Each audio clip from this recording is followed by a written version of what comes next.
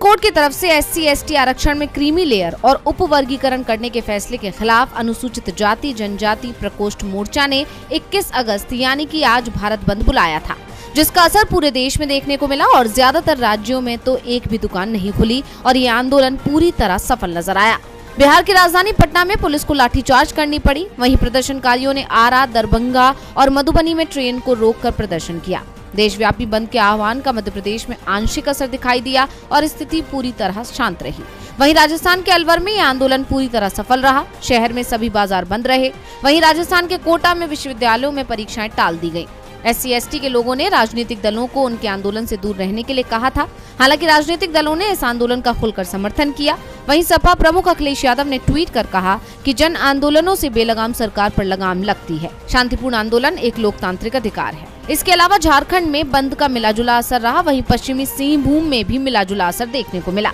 कोल्हान प्रमंडल में भीमसेना के भारत बंद का असर दिखा। ओडिशा के बोलानगीर, सुवर्णपुर, जाजपुर और आंगुल में दुकानें, शॉपिंग मॉल और कई ट्रेडर्स एसोसिएशन ने दलित और आदिवासी संगठनों को समर्थन दिया। हालांकि सरकारी दफ्तर और बैंकों का काम सामान्य रूप से जारी रहा। स्टाफ में कमी और सुरक्षा व्यवस्था में इजाफा होने के कारण कुछ सेवाएं प्रभावित रहीं।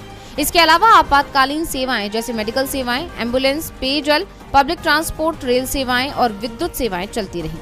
यानी बीजेपी शासित राज्यों में भी बंद का असर देखने को मिला, जिसे देखकर कहा जा सकता है कि बीजेपी शासित राज्यों की जनता भी बीजेपी से खासा ना।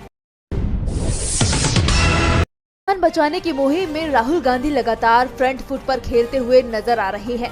राहुल ने ही लोकसभा चुनाव में संविधान को एक अहम मुद्दा बनाकर उभारा, जिसके चलते बीजेपी को मुंह की खानी पड़ी। अब इसी मुहिम को जारी रखते हुए राहुल गांधी 24 अगस्त को इलाहाबाद जा रहे हैं। यहाँ राहुल संविधान सम्मान सम्मेलन में शिरकत करेंगे। राहुल के इस दौरे को देखते हुए तैयारियां तेज हो चली हैं।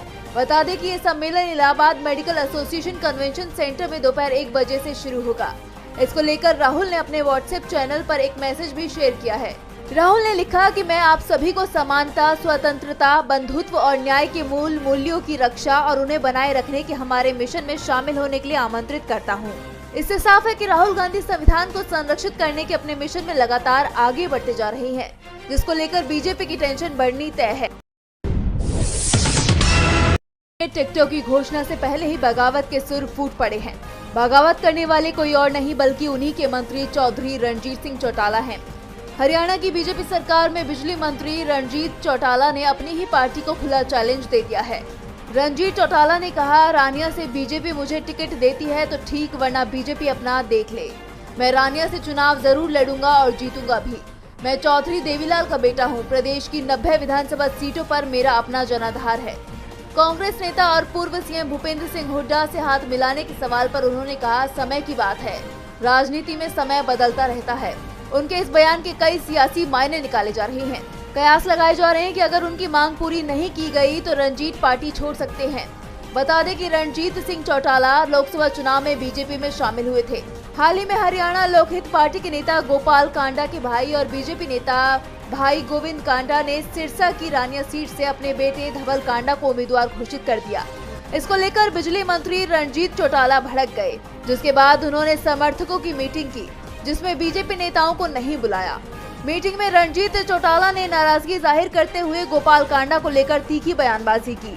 रणजीत चौटाला ने कहा था, गोपाल कांडा का काम है, एक सीट जीतो और फिर सीएम से CLU करवाओ।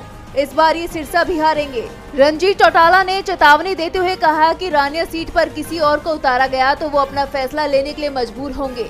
ऐसे में विधानसभा चुनाव से पहले बड़ा फेरबदल देखने को मिल सकता है।